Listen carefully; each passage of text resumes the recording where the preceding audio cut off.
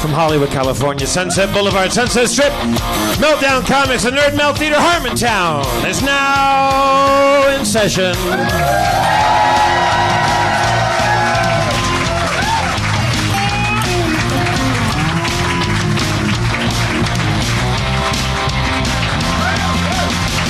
Let's bring on Spencer Crittenden, our game master.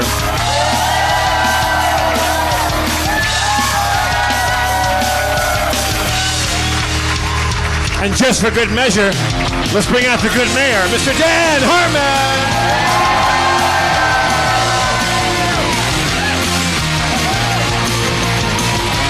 Thank you. Thank you very, very much. You're always very kind, even though we keep doing this over and over again. You guys keep reacting it's like they're happy every time. They're like, I feel like this crowd is extra special happy tonight. There's something about this crowd. There is a electricity and a frisson in the air right now. And yet we say that all the time, and it's not always the exact same people, but they always fall for that too. Like, I feel like they must be smarter than last week's audience somehow. I don't know if they're smarter. I think that they're more like they're leaning farther downhill. Like they're ready for more of a free fall. You guys are up for an adventure more than last week, I think, right? I think you guys want to go on a bear hunt. Oh shit. A lot of people are like, wait, what is that? Is that like a weird college thing where? Is that like a fratty horror thing? We had a bear hunt, but it got cut out of the episode. Well, so I imagine it exists somewhere on the but the whatever uncut, maybe the Harmontown extra. If you buy the platinum package or whatever, and you get all the unedited cities. If you go to the Nashville one, in my blackout blind drunk, like I take the audience on a bear hunt, which was a thing that we did in my kindergarten, pre-kindergarten, in my daycare center that I remember at red carpet bowling lanes. The parents would drop the kids off, and then the kids would just roll around on linoleum and traumatize each other. But then every once in a while, an old lady would say, "Let's go on a bear hunt," and then after that, she'd go, "Okay, now you can go play with the toys." And the three fastest kids would get to the dirty big wheel first, and I'd hide under a table. And a girl put a crayon in my mouth. Bear hunt. She came up to you and put a crayon in your mouth? She put a crayon in my mouth, and looking back at it as an adult, what I picture. The weird thing is, I hate her so much. But also, I'm able to recognize, because she said something like you could be pretty or something. She said she was really wanting to use the crayon as lipstick. She wanted to put lipstick on me. She was giving you a makeover. Yeah, which is probably flirting as far as what 4-year-olds are concerned, right. However old we were. But so on one hand, I'm able to recognize that she meant no harm, and on the other hand, at 42, I still have all of the revulsion and hatred that my tiny brain felt, because I had no idea what the hell. Why would someone lunge at me and stick a crayon in my lips? Now, did she ram it into your mouth, or did she? No, she had bad aim. Our muscles were protoplasmic. Do you think there was a chance that she was trying to be inclusive and be? That's what I just said. Okay. Oh, you mean inclusive? You mean progressively? She was thinking about gender roles? No, I think she was. I think she was it was she was Drew Barrymore and I was E.T. and she was she was doing a clumsy job of befriending you. Yeah. She wanted to play house. She wanted to play. Maybe she wanted to play sexy time. I don't know. But I don't think she was she wasn't. It's years from that age before kids develop the part of their brain that knows that I'm a disgusting monster. That comes right before a sense of direction. they've done studies where they put 6-year-old girls into an MRI and they study the centers of their brains that light up, and they show a picture of Dan Harmon and from 5.5 to 6, it's fine. It's like same section as ice cream or like a fire hydrant. Yeah, I shouldn't have said same section as ice cream. Because we live in this now we're all pedophiles era where every time you mention a child, our brains are waiting for the pedophile thing. So I said ice cream, which is something you lick. So let's just abandon this whole thing. But to finish my thought, then at 6 they show it. And then they show a picture of me, and then it's like, it's the Space Shuttle Challenger exploding, or Shrek, or I don't know, like a chicken pox. Okay, I'm trying to think what do 6-year-olds hate? I'm like, when our space program goes awry, that's what they hate. When you were little, like when you were in elementary school, preschool through 5th grade, was there ever any flirtation, romance stories in your life? Was it ever not awkward? Or was it? Oh God! Well, I almost, Spencer. Remember when I was in the car with you? Every day for the last 2 years. It was great, man. I feel like you're not supposed to now that it's not like a black box cabaret show anymore. But I want to say her whole name. I mean, because that was all she was a name, and there's like this literally a little redhead girl, which is like a Charlie Brown thing. Like it was kindergarten. See, the lipstick girl, the Korean girl, was like, "What are you doing?" She was probably a brunette or something. My first, because it was when Yvonne Craig passed away, and I was thinking about Yvonne Craig, and I was thinking of early, what was my first, redhead moment?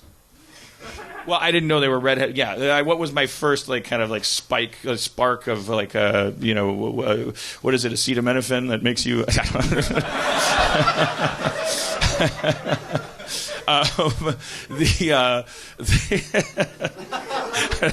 fun. I don't have to explain anything. It's funny. I'm laughing at myself. But if they isolated the chemical that makes you fall in love, and it's acetaminophen, and everyone's like, "Oh, this explains everything."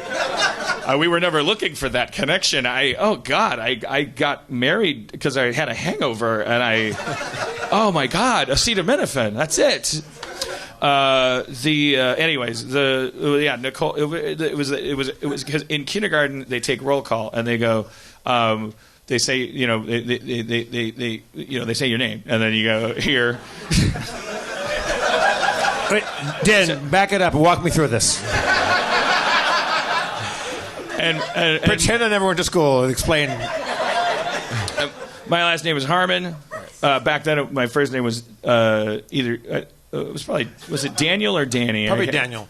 Yeah, probably Daniel. Daniel. Yeah, for sure. Is this the same class where Royal Champagne went to?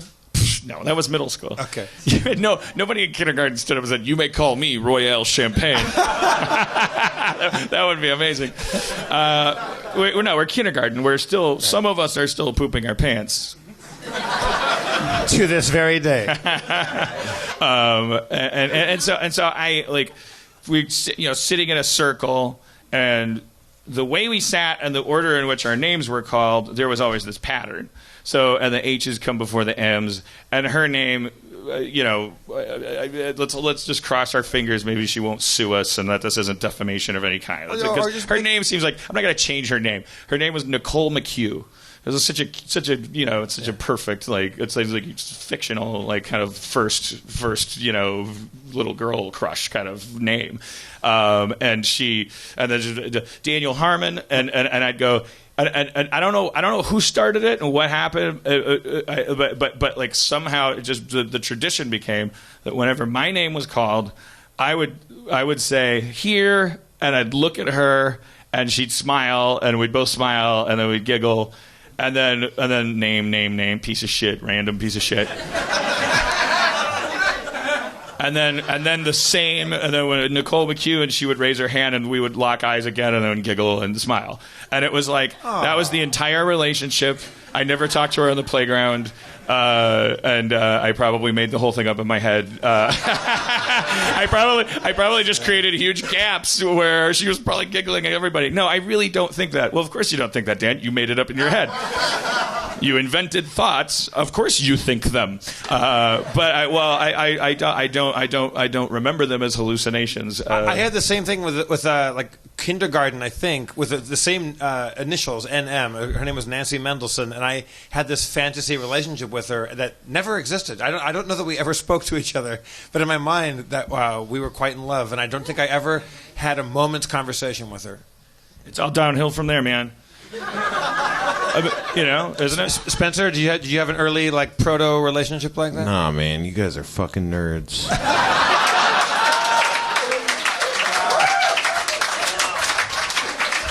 Okay, we have a new segment. This new segment is called Possibly Awesome Ideas I Came Up With During a Blackout Drunk at the TV Guide Showrunners Party. Yo. Sometimes TV Guide has a party, and they invite all the smarties that make the TV, like Shonda Rhimes, and Dan Harmon gets invited some of the time, except for season 4, and he'll never forget it. But now he's back, and he's at the table because Rick and Morty showed them all I was able, so I get to sit there and get real drunk, and I talk too loud, and I feel bad the next morning.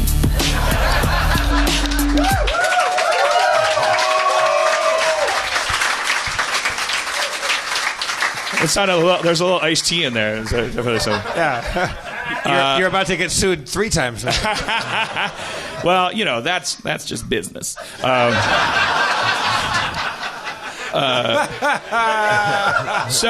I came up with this idea. Like Chris McKenna was there. I asked him. I don't know. I wrote it down. I was like, I'm so proud of this idea. I have no idea how we can. I was like, okay, so it's a dystopian premise. It's called Peak Hitler. Peak oil.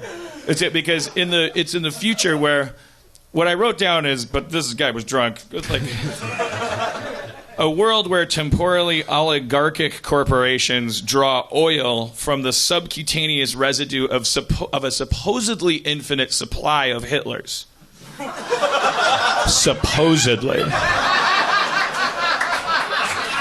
So it's like in the future they find out that like there's everyone right under their scalp or between their skull and their brain, or maybe right between their scalp and their skull, who knows, or maybe at the base of their spine. But if everyone has like just a tiny little bit of oil that you could use to run a car, like sperm whales used to have, like the giant gallons of yeah, like lamp oil. So a corporation goes like, look, we have time travel now. And there are infinite timelines. Raise your hand if you're against drilling into Hitler. And everyone's like, that's the cold open of the movie. Everyone's like, nice. Okay. And they're like, the lack of nays have it. Mobile Time Warner will commence with its Hitler oil campaign. And then it goes 3080.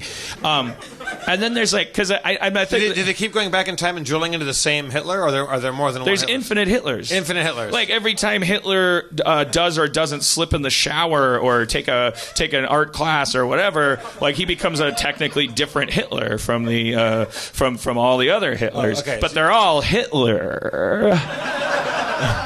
Therefore, so you got quantum and infinite oil is infinite oil, baby. It doesn't matter if you get 1 drop per Hitler.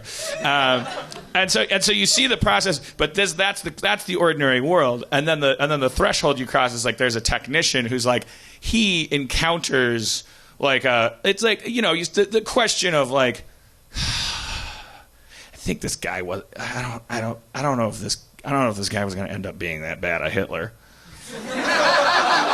one of the alternate Hitlers. Yeah, he's like that's like the Hitler that was a good artist. It's like Project X with Matthew Broderick. Matthew Broderick is the guy who's in charge of or Minority Report. It's like it's like any other you have a guy who's in charge of doing this thing, and this is the way the world works: is you take a Hitler, you put like a transparent plastic dome on his head, like while he's walking down an alleyway in Austria or something, and he's like, oh, Gott in Himmel, and you're like, look, I know you can't understand me, but trust me, you're Hitler, and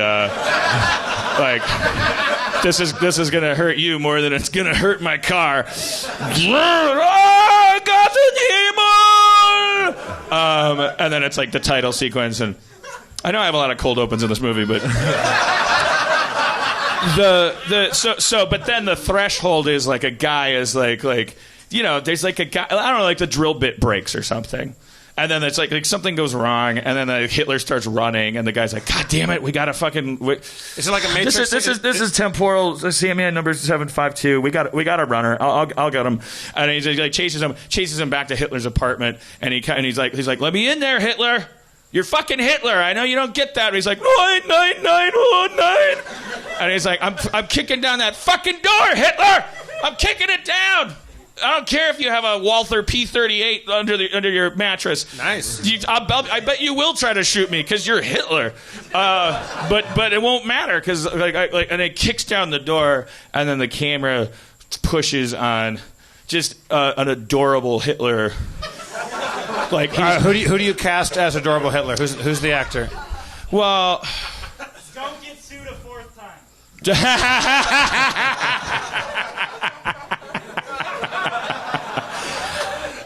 Probably not Hugh Jackman, but at the same time, I don't know. And it's well, let's just put a pin in that. Okay. But it's like the point is like it's maybe it's a CG Hitler. Maybe it's like Gollum. You create a Hitler so that you can get really accurate. I think you put like a Jake Gyllenhaal or a Tobey Maguire in there. I think you make it like Jake Gyllenhaal. Yeah, Tobey Maguire is good. I like that. Yeah, Tobey. Oh no, Elijah Wood. Who? Oh yeah, Elijah Wood. Oh man. Okay. That's our Hitler. Guys, we got our Hitler. So it pushes on him, and he's doing, fill in the blanks. This is, I'm a structure guy. I'm a dialogue guy. I'm not a fucking I don't care about the details. He's like, he's got a kitten, or he's like, he's like setting fire to sonnets that he wrote to some areas. He's doing something that this guy is like. It violates. Just give me 1 second. Whatever he sees when he kicks down that door, it's specifically in the first 15 pages of the script. It said that this is not how Hitlers work. Right. Like they don't have that was my feelings. Question. My question is, what set one of these infinite Hitlers? What set him off on a different, more adorable? This is that wooden ball that comes down the minority tube. That's like I thought the transcognitives. I thought they didn't make mistakes or whatever. I thought Hitlers didn't have pets. I thought they loved racism. And he says, I don't know what you're talking about. I'm just me. Like, no, you're one of a million possible Hitlers. Yeah. And he's like, well, why is that a bad thing? And the guy's like he just hears like,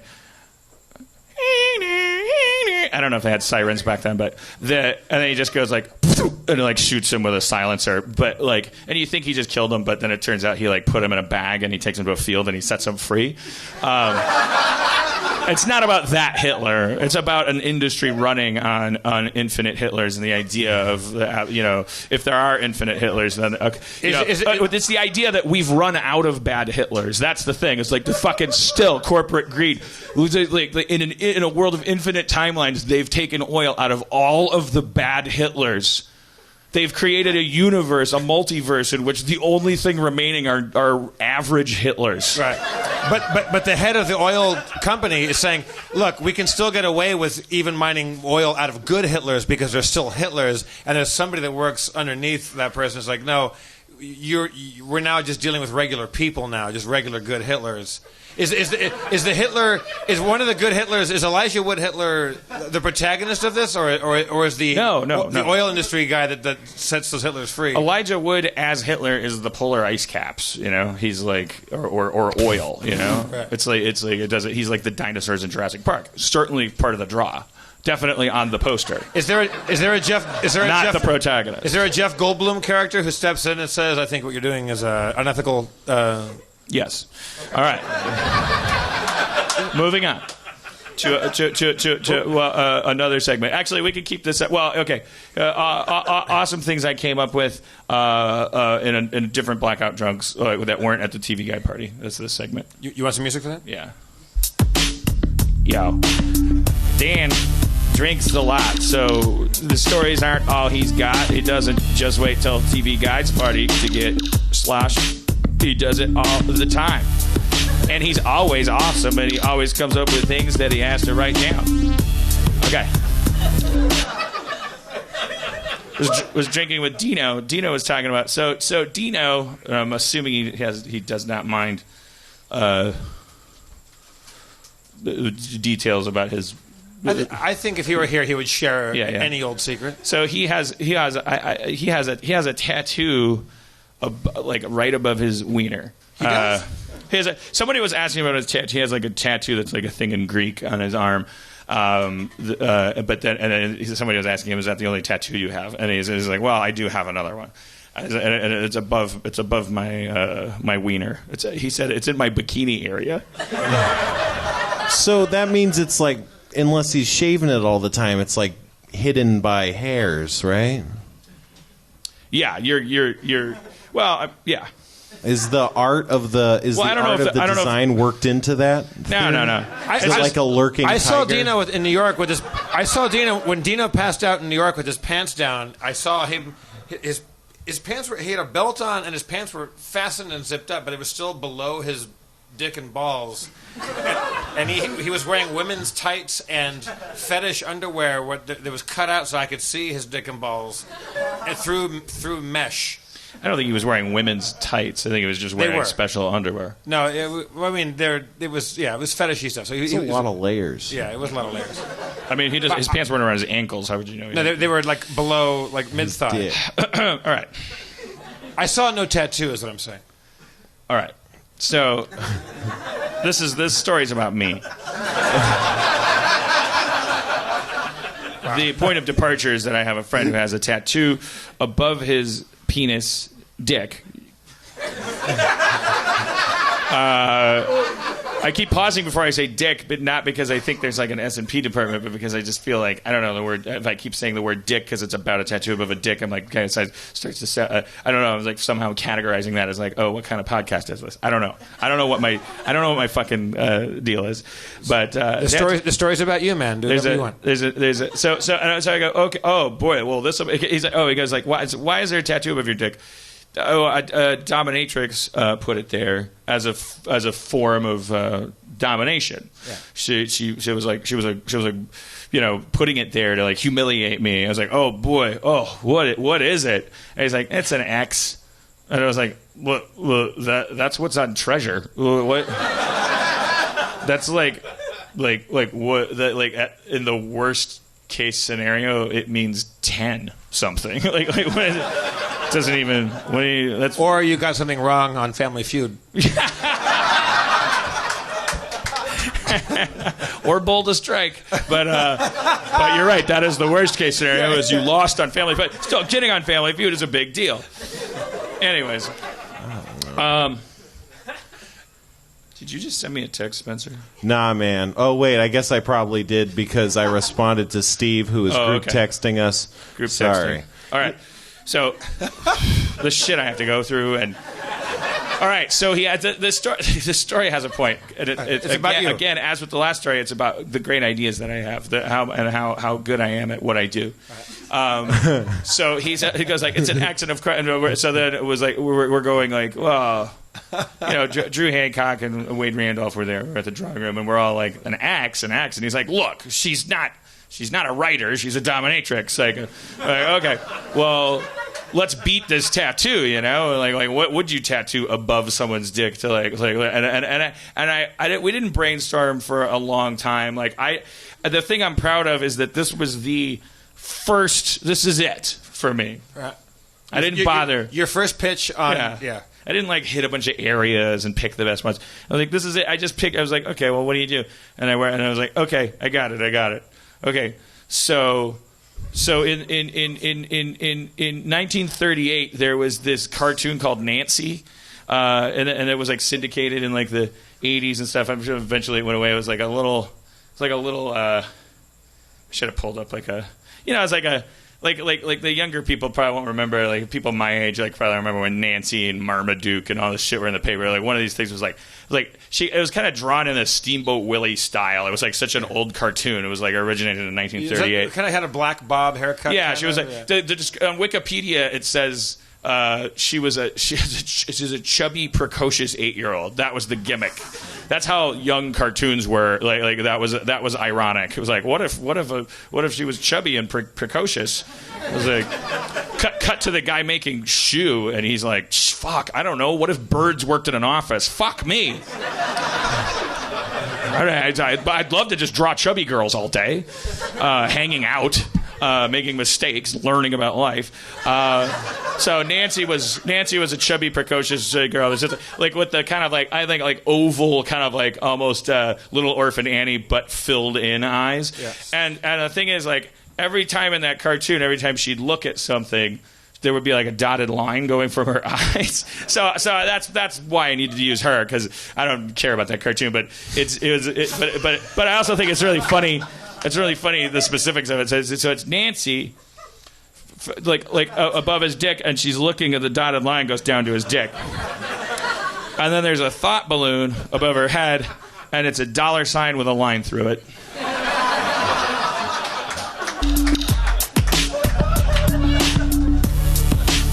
And the caption is, hey, Dino, 1938 called Your Dick's Worthless.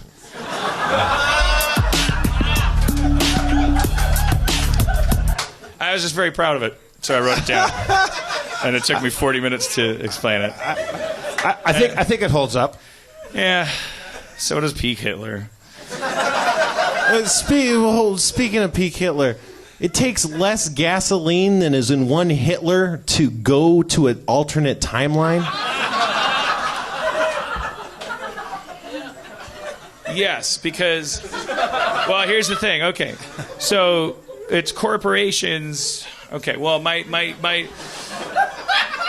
knee-jerk answer to that is, have you seen Scandalous? I mean, come on. No. My knee-jerk reaction is it's a corporation. They just want there to keep being oil. They don't care how much it costs. Right. Well, they have.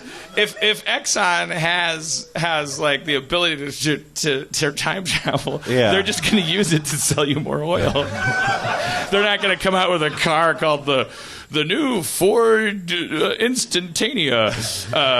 Now you don't have to really drive. You can just sit in a car with no wheels and blink to your office. They'd be like, then we're out of fucking money. Yeah. So I don't know. Come on, I know it has holes in it. No. I mean, I'm thinking up all sorts of ways to solve that. I mean, let me answer your question with a question. So, are you telling me that in the future, the fossil fuels driven industries have shrunk our polar ice caps to the point where there's now more room to drill, and that's what they want to do? Like, that's crazy too. That is crazy, yeah.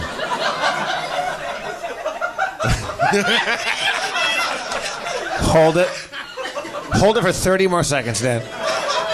29, 28, 27, 26, 25, 24, 23, 22, 21, 20, 19, 18, 17, 23, 22, 14, 13, 12, 11, 10, 9.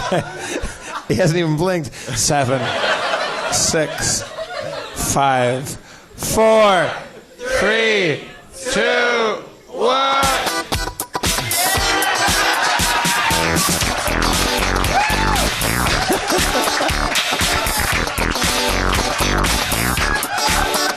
When you hold your head real still, people applaud.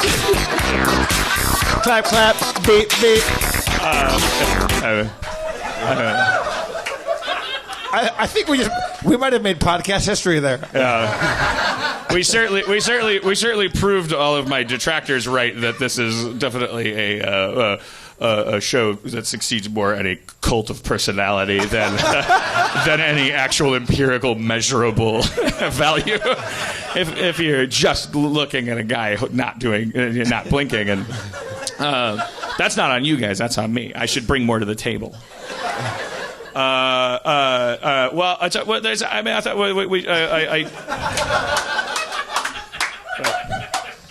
What? I'm just stretching.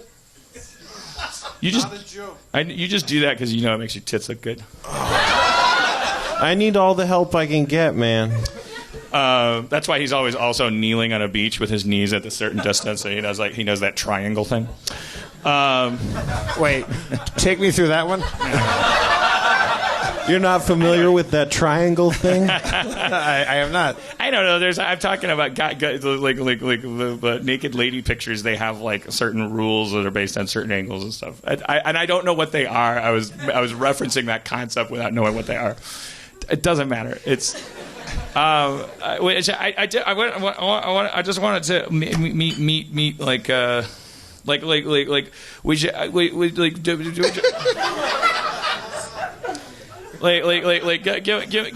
give me 1 second, James. I'm sorry. I shattered the. I looked at the glass and said, James. It's okay. Okay, all right. Now I really fucked it up. I don't even know what you're talking about. I know, that could have been James Cromwell. I don't know what... What if it were James Cromwell? That'd be amazing.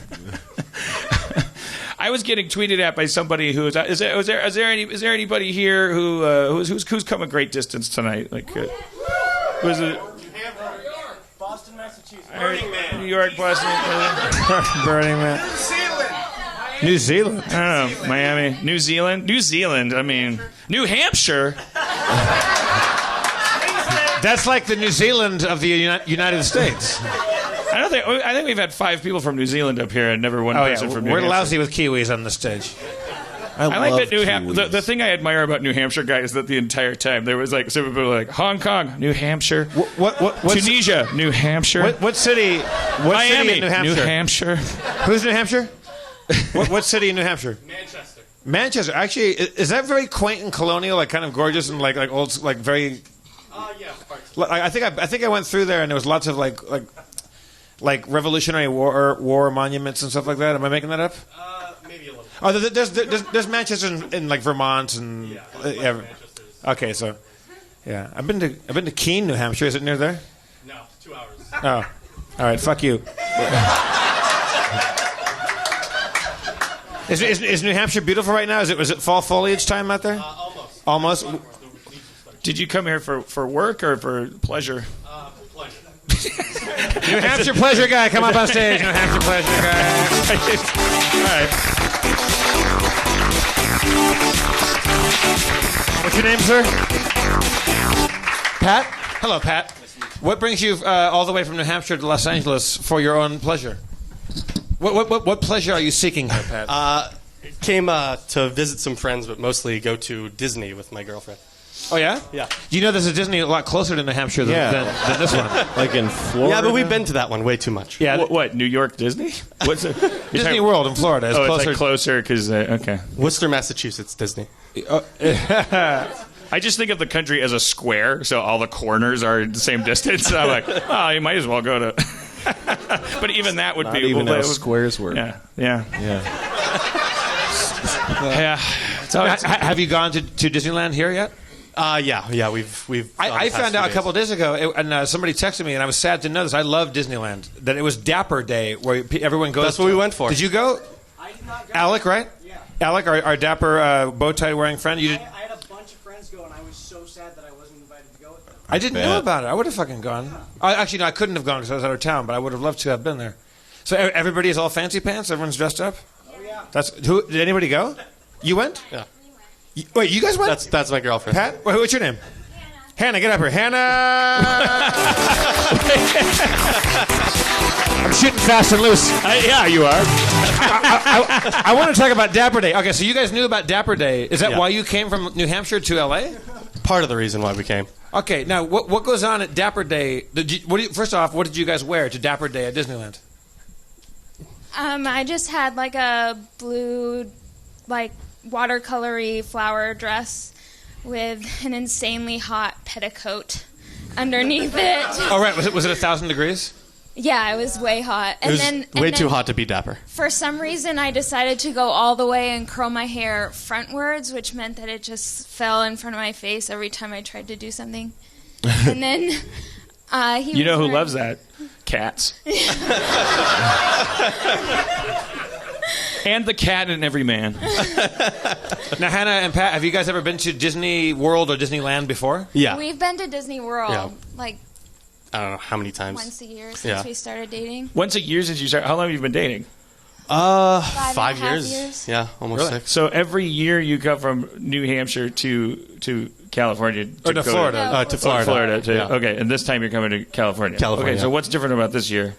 Except you traveling that distance. Did you have an extra hard year at work? And so you're like, all right, now I'm going to go to the real Disneyland. Yeah. Like, I work a crazy schedule, and we just barely ever get to see each other. Can we ask what you do without prying? After asking you to come up on stage? During the day, I clean cars at a rental car company, and at night, I am a PA for a news station. Oh, my God.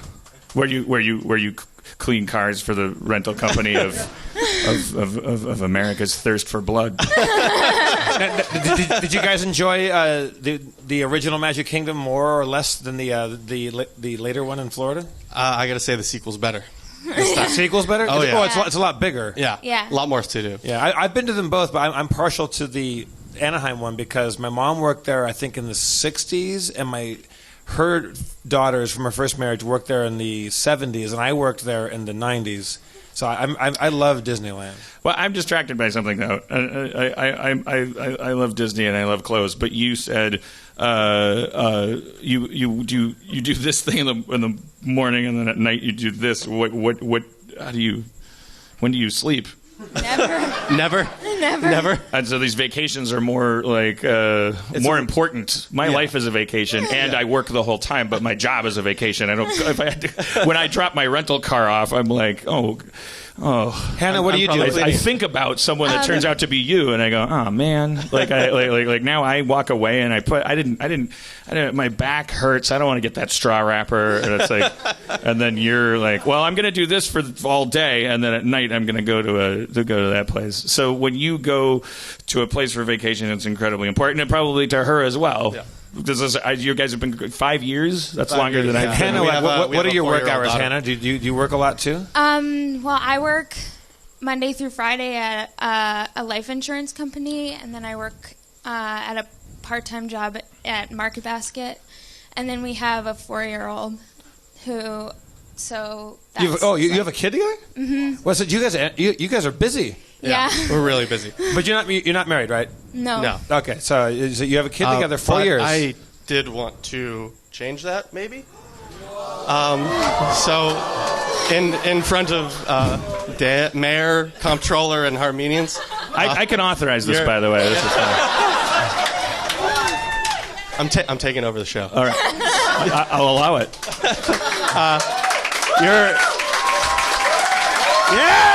You're an amazing mother, and you are an amazing girlfriend, and will you marry me?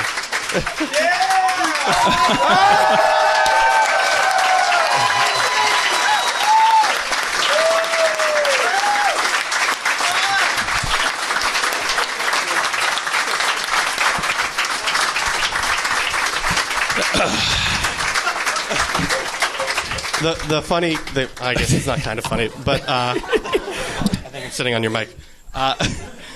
We were standing in line at Disney yesterday, and she was telling me about how she had a dream that I had got in touch with you, and I proposed to her at Harmontown.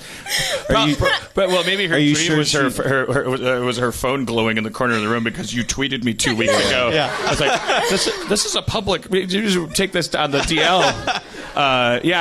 It's Hannah. Not to make this about me, but did I pull that off? Were you fooled at all?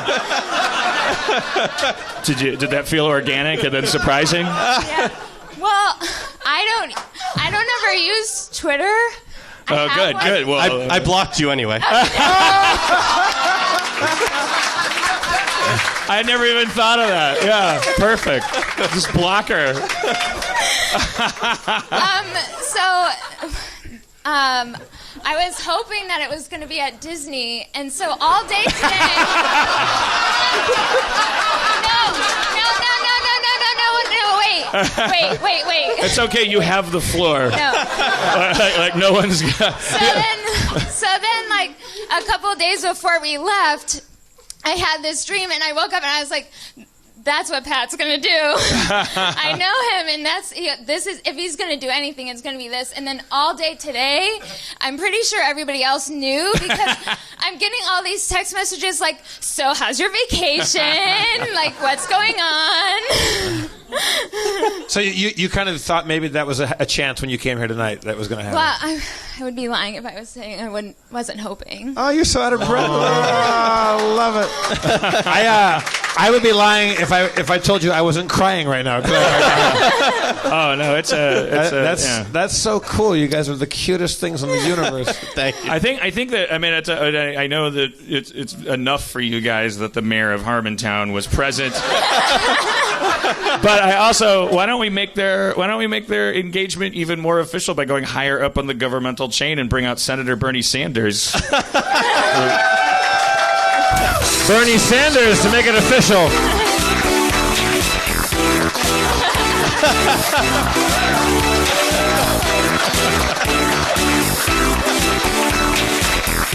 Senator from Vermont. Hello, sir. Democratic presidential hopeful Bernie Sanders. Feel the burn, everybody. Feel the burn. Feel the burn. Thank you, Americans. Thank you, Dan Harmon. Congratulations to the thing. This is New Hampshire? Yeah. Well, look, this is one of the 2 greatest things that's going to happen in New Hampshire in the next 6 months. Oh, Senator, your trademark humility is giving away to. It's coming up, Bernie. You have certainly, since the first day you were on my show, I have certainly learned your name. That's right. Senator Sanders, we were off to a rocky start. But here we are, you get used to it, you get comfortable. I'm not so rough to share a hot tub with, I know that you're not the senator of New Hampshire, but because you're close to neighboring state, Vermont. Right. Vermont is a very close. There's a very long and contentious border. Yeah. we have to make sure that there's a balance between the marijuana being smuggled one way and the hacky sacks being smuggled the other way. Do you feel that you can weigh in and have any jurisdiction over this new union or this new proposal here, or is that going outside of your own jurisdiction? Well, look, I mean, as far as it would be a nice little thing, a button on the evening, but of course not. No, I don't. I'm the legislative branch, of course. I'm a former mayor of Burlington, Vermont, but there's no more Justice of the Peace powers related to it. I'm a United States Senator. The most I could do is on your honeymoon, I could bring you, a large report from the 9/11 Commission. and they can step on it and say Mazel Tov. I could share with you parts of the Trans-Pacific Partnership if you wanted to read that, before or after the festivities. But that won't in any way actually matrimize them anymore. Nope, but it would inform you. as a newlywed couple about the political situation. Oh, okay. Do you have any thoughts about it? You're married, right, Sanders? I am married. My wife, I think, is named Jane. Well, if you're gonna think your wife's name is something, that's a great guess. Yep, I think my wife is Jane, and we're happily married for a long time. We just had a great weekend up, for the holiday. We're up at Lake Champlain. We were just up there listening to fish. Mr. Sanders, thank you. Forgive my impudence, but you are such a guy that's into statistics, facts, numbers. The fact that you're uncertain about your own wife's name. 90% of the time, yes. Continue. 90. I would say 95% of the time you know the statistics about things. I'm surprised to know. Well, look, you're not looking at the inflation-adjusted statistics or the statistics. If you look at the statistics, when we started the campaign, it was about 95%, but the value of the dollar has gone up since then, so the statistic itself has decreased commensurately. I'm going to Google, while you go on, I'm going to Google your wife's name and see what happens. Fair enough. Look, I would prefer if you searched with a non-major corporate search engine. Besides Google, maybe try DuckDuckGo. Sorry, what? Go? What? DuckDuckGo. DuckDuckGo? Yeah, open source. Look. Wow. Look, hop on a Linux and look it up with DuckDuckGo. Mr. Sanders? Sure? Yep. Her name is Jane. You are correct. Feel the burn. Feel the burn. I just want to check in with our newly engaged couple and make sure. I don't know. I thought you might. Are you guys comfortable up here? Yeah, but I don't want to be one of the people that overstays their welcome. So if no. I want to make something very important. You're a citizen of the state of New Hampshire, but you're also a working class American. Yeah, he cleans out the goddamn. It's about time that people like you got a chance. Yeah. Thank you. If you don't mind, Dan, do you mind if I ask a couple of questions? Absolutely. That's what would make me feel better about keeping them up here. Sure. Now, what was your names? Hannah. Well, that sounded like Hapana. Because it happened at the same time. But it's Hannah and Pat. Is that Yes. good? Okay, so what do you do? You're in New Hampshire. What do you do? Are you about to do a magic trick? Nope. It seems. I have nothing up my sleeves. Yeah, they're rolled up. Nope, except an emergency set of sleeves that can come down and be rolled up if I need to demonstrate. So, Hannah and Pat, what do you do? What? Sorry, I do gargle milk duds before I go in front of an audience. That sounds comical to anyone. What is your profession? Do you have one? Crafts and services?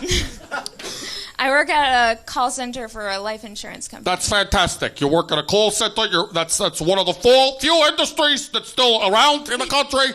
And Pat, what do you do? I clean cars during the day. That's PA at night. Right. And you what at night? I'm a PA. Sure. At a news Yes. station. Good. At a news station, you're involved in small local media, and you're also manual labor, contributing valuable services in both cases, call center labor. For an average couple like you, newlywed in America, my tax plan would increase your take-home pay by over 400% on top, while at the same time rendering it such that your employers have to pay for your health care and have to pay something in tax. I think that's normal and sane. That's all I think. And nope, that wasn't there. Trust me, stay with me, the rhythm wasn't there. I know the cadence of a forced applause, and that wasn't it. If I want to force a crowd to applaud, all I have to do is continue talking at the same volume and pointing, and eventually the people will be there to join me. Thank you.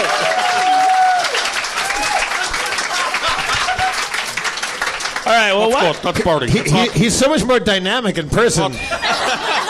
I'm gonna try to strike a balance between. I think our happy couple probably maybe wants to be out of the spotlight and just smile and hold hands and watch the rest of the show, right? Maybe. I think Dan, maybe as mayor of Harmontown, since they chose to propose here, maybe that they get up and can you do some sort of formal, like maybe we'll make up a new ritual where you kind of bind them in some sort of legally Harmontonian it'll be our fashion? big fat Harmontown engagement. Yeah. Look, you know what? I could do a sing. I could do a backup singing or something. Okay.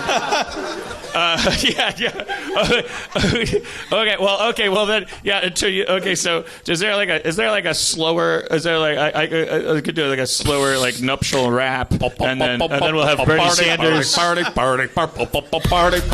And then Bernie, you do the Vincent Price bridge. That's spoken I'm very word. familiar. Sure, you're talking about Thriller. Yes. Yeah. All right. Yo, and this may not rhyme because it's going to be from the heart. The heart. From the brain. Yeah. Yo, proposal more important than marriage because it's the stage of marriage where marriage is still an option. 800% of tax receipts year on year come from middle and working classes, and I think that has to change. Yeah. One life becoming two, but not quite yet. So now right now you're happy.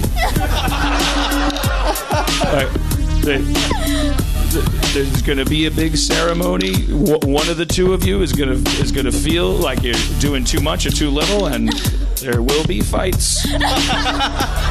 In my belief, if the so-called greatest nation in the world cannot clothe and feed its children and elderly, then it cannot call itself the greatest nation in the world until it makes those things happen in this country.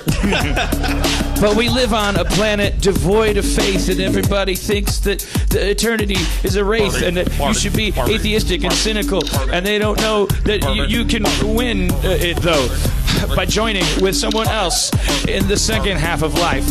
I don't believe that monogamy is something that was not meant to be. I think that's something that's made up by sheiks in Dubai. Why? I'm a racist guy. Pat and Hannah, everybody. Pat and Hannah. This land is your land. This land is Thank you so much. land. Thank you very much. This land, thank you. Bless this union. Thank you. Look, may your happiness increase over 250% using real inflation-adjusted real dollars. Pat and Hannah. That's Harmontown's first wedding proposal on stage.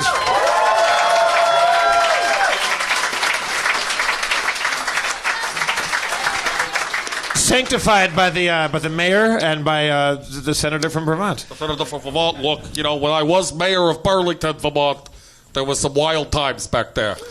I'm the first person to pronounce actually a marriage of four people who were just at a key party together. Oh, those are simpler times. I was direct tweeting with Pat before the show, and at one point he was like, "I'm so fucking nervous." I don't tweet. Look, you should know this about me. Not only do I not tweet, I do not have an email server. So there's no way that there could be, the Hillary thing. I have all of my communications printed out on a dot matrix printer and handed to me in a nice hemp-bound sort of ledger. Yeah, I'd say in the beginning of the pilot for the new Battlestar Galactica, when the Adama's like giving the tour and going like, it's all vacuum tubes and none of it's hooked up to the internet because robots tried to murder us. No, that's true. I thought the program I actually saw. I had that. I watched it on VHS. I do all my binge watching on either VHS or if I can get it beta, but you can't always get it anymore. And I did watch a little Battlestar Galactica, and I find it inspirational. If I'm elected president and there's not an immediate fascist coup d'etat that sort of takes me out of power, Senator Sanders, I promise you that I will retrofit the United States military along the lines of Battlestar Galactica so that it will not be connected to any sort of internet, and there will also be suspenseful whodunits every time. First day in office. Shoot. Your first day in office if you're elected president of the United States. Thank you. What is the first... Sorry. I'm sorry. We should make it clear he doesn't have that authority. No, I'm saying... It's a hypothetical. I think that everybody... Look, I believe that everybody is, like Alan Watts says, a shining light that sort of gets to change the universe a little bit at a time. So if he says it, I'm halfway there. Okay. All right. Let's say your first day in office. What's the first piece of legislation you put into action? Your first 24 hours behind the Oval Office? You're jumping the gun. If I may respectfully, Jeffrey, disagree, I don't think the first 24 hours in office are going to be spent passing any legislation. I think it's going to be dedicated to a drum circle right in the Rose Garden. We're getting people from Venice Beach, from Miami Beach. We're getting all the best, worldwide drum circle. They're going to be welcome, and we're going to do that for, I don't know, we'll see until our palms get tired. Will there be hacky sacking? Will there be any hacky sack? There will be hacky sacks. Look, you will be able to toss anything around at a small velocity off of your ankles. Don't you think isn't it kind of weird from a strange cosmic objective standpoint that that is your demographic? That's how fucked up and weird our world is that the guy that looks the most like our dad, the guy that Hold on a second. Look, I hope if you're going to say something like that, I need to respond. I don't. Look, I can't have an attack on my character like that. No. If you're going to say that, I need to cite as a reference, Teach Your Children Well, the Crosby, Stills, and Nash and Young song, that kind of dad, No, yeah, I mean, it's like, I do really think it's... the children well, don't, and only go, boy. The archetype of the clip-on tie, rolled-up sleeve, like civil servant, that would be counterculture. I now. look That's like I'm made from crystallized college professor essence. I look like I'm almost fueled by the mockery of children sitting in a college class taking notes. Someone composited all the drawings. I'm well aware that I look like I'm running for president of the Muppet Show.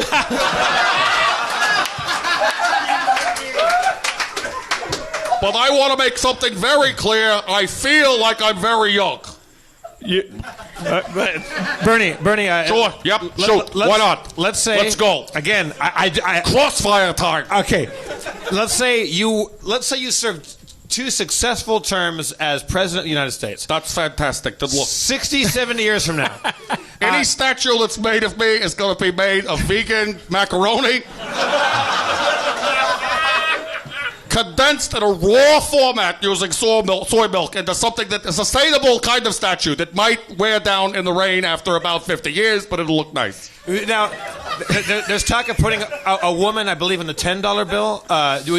What denomination of currency would you like to see yourself on? Or if not you, who else would you like to see on money in your place? Look, that's a fine question. I don't want my face on any currency. I actually believe that the Federal Reserve should be audited. I'm the only candidate saying that besides Rand Paul, and he has as much of a chance as a bucket of piss. I believe that the Federal Reserve should be audited. I think that's fair. And so I don't want my face on anything except Social Security checks that people receive. Social Security and Medicare checks, I want to have just a Bernie face that's like, there you are. You got it. What, Senator, I'm sorry, I know how you'll interpret this, but they're asking me from the control room if you'll sit closer to me so that we both fit. Was it a better stage picture? Who's complaining? Who's complaining? We want a two-shot. It's just corporate America. We want a two-shot. You're streaming this online somewhere. Yeah. And they're complaining. They're on there going, why isn't it better for me? How come I have to either look at Senator Sanders or Dan Harmon? How come I can't look at both of them? That's fair. That's fair. Look, why not? Should we look? Do you want me to come down too, or do you want to? Yeah, right there. Or do you want to come down too? Or maybe we both move. You know what? Do you want to do like a chess move where we like castle? Let this be my official endorsement of you as a presidential candidate. I'm going to come down to where you are. That's fantastic. And look, see, he moves too, and then like a rook, I just go around like this. Boom. Chess humor. Okay. All right. Well, I think this is what people are afraid will happen metaphorically if we do elect you. Look, everything will change, and then everything will just be different for no reason. I am radically going to change everything. Starting with the podcast, but look, see, it's comfortable. Look. Is this actually better? Whoever said, is this okay? Okay. Yes, see, this is a socialist solution, and you were shocked at first, but then you got a thumbs up from the people in the booth. It works. All we need is the cooperation from most of the people in the room, and that's fine. Why is everybody so upset about the socialism thing? Are you on Adderall right now? What's going on? I am on prescription Adderall that I got from Canada because it's easier to get drugs in Canada, which I don't think is fair for seniors. Fine, with not a lot of seniors in the room. Look. Yeah, ultimately. Blah, blah, blah, Pearl Jam. Is that better? They love Pearl Jam. I'm racking up some endorsements. I know we're friends. I'm not going to push you or anything, but I am getting some endorsements. Yeah, You're going to see Jello Biafra. Yeah. That's not a joke. Jello Biafra endorsed me. You definitely... The Red Hot Chili Peppers, all of them. I got all of them. They came into the office with the shirts off and everything. Do you really have Jello? Yep, Jello Biafra endorsed me. Also, Blind Melon is the first endorsement from beyond the grave. I was endorsed by Blind Melon. Speaking of that, so have you heard of this? Is his name Paul Lessig? Is that the name of the guy? Somebody tweeted me about that. Yep, you know about Paul Lessig. Look, and I don't want to get personal, but Paul Lessig is, he's running a candidate. They say that's a protest candidacy. And all he wants to do is he wants to say, we'll change the election laws and it'll resign. One of those. But I think he wants you as his vice president. Look, my message is, sorry, pal, that ain't going to happen. All right? Birds on top. I ain't taking second fiddle to nobody besides David Crosby, okay? Look, Lawrence Lessig is saying he's going to run for president, that if he's elected, he resigns after one day or whatever when he does his thing. I think if he gets in, he becomes a Robespierre, guillotines, don't do it. It has happened. I mean, what did we elect Napoleon, and then he crowned himself? Yes. I think we only wanted him to defend the Bastille. Actually, for like an afternoon. It's important to notice. We were like, yeah, and then you'll check out at 5, and he's like, yeah, no problem, sacre bleu. And we're like, all right, I'm going to go to bed then, defend that Bastille. And then he's like, I hear cannons. Somebody invented a whiff of grape shot. Look, that's not far off. That's not far off. I've actually studied the game Stratego, which is sort of based on Napoleon. Yeah. And I studied it in detail. I base all my stuff on the worst episodes of Sliders. All my history knowledge comes from CW Sci-Fi original. I vividly remember the CBS miniseries Napoleon and Josephine, starring Amon Desante as Napoleon. And I think when I engage, the foreign policy on the, out there, it's gonna, Dan, what do you think Napoleon and his generals did wrong at Waterloo, and what do you think the repercussions of that were for France? Well, I don't think they should have gone on the water. Cornwallis was out there, right, in boats. That's close. With Churchill. Yeah. That's like he was triangulated. Between Cornwallis and Winston Churchill. Yeah. Speak softly and travel in time was Winston Churchill's lesser-known saying, which turned out to be the real reason he has all the famous quotes. So speak softly was from whom? Winston Churchill pretends that FDR said that. You mean Teddy Roosevelt? That's also another, depending on what timeline you're living in. Winston Churchill, we're all, well, first of all, we're all light. Fun fact, by the way, I will be the first president since Teddy Roosevelt to wear glasses full time. Oh. Yay. Is that right? Yep. Look, part of the reason I'm running is for just little trivia things like that. Also, the second president since him to have been at Abe Lincoln's inauguration. Come on, it's an old joke. That's fair. No, I was at his first inauguration, not the second one. I wasn't supportive of that time. Okay, all right. Socialism. Yep. Shirts. Sure. Ties. Got it. Sleeves. Well, let's. 9/11. It's 9/11 right now.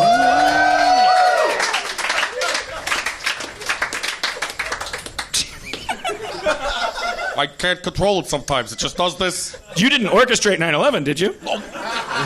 Nope, I did. Nope, I certainly did not. That was, the other guys. I thought you were blessing us. I thought you were giving us like Sure, absolution. yeah, but all it does is raises your contribution to Social Security fund a little bit.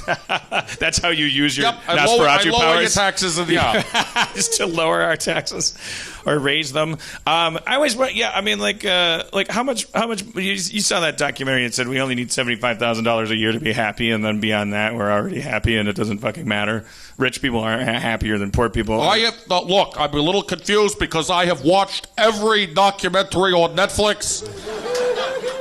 Not only have I watched every documentary on Netflix, and that's it, I have them printed out. I don't believe in using email service, so I have Netflix programs printed out, and I have them fanned like a little cartoon book. And that's how I watch every program, and then I have staffers read the parts, and they read them, like you're sitting around reading Shakespeare or something. But you haven't seen the one I'm talking about? I don't. Look, I just don't want to log on with my information on the Netflix service. So what I do is I print it out, like you're watching, Steamboat Willie, like you were talking about earlier, a little cartoon thing. There's a kind of, obviously you would agree with this because you're not, there's some kind of pop science kind of thing. It's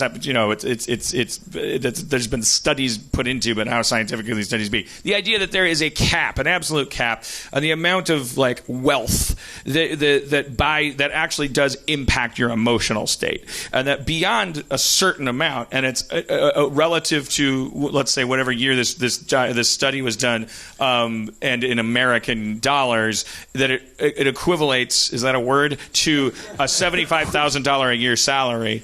And then over that, you're not going to be any You're better. not going to get happier. You're going to have more money. You're going to have a bidet at some point. You're going to, look, but you're not going to get happier. It is my belief.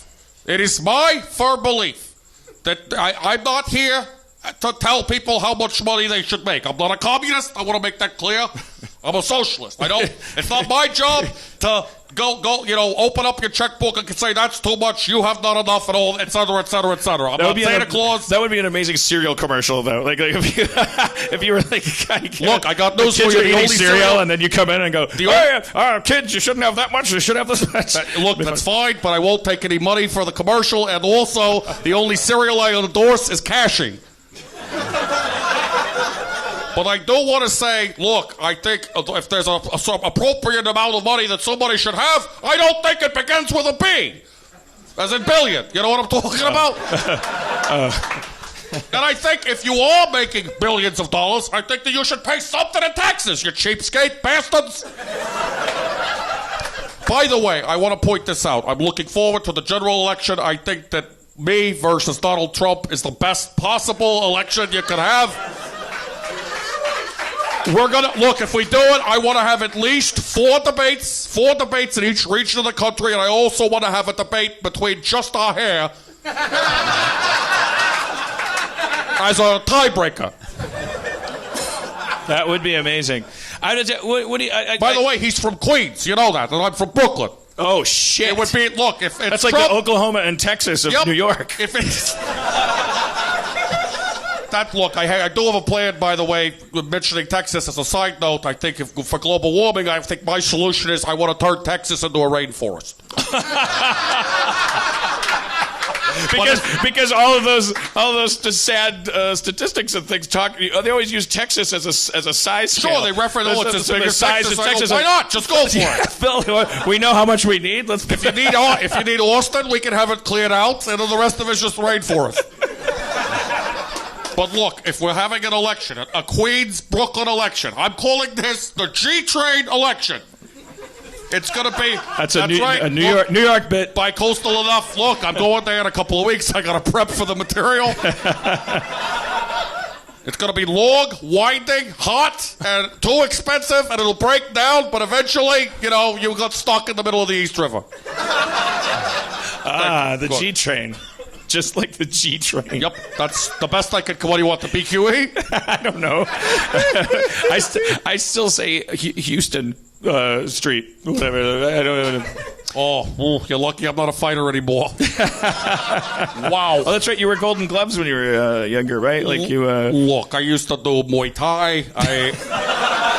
I played rugby. I was really vicious on the front, scrum. Bare knuckle, real, like I'm just a brutal, like I even test the rules, just how hard I would fight.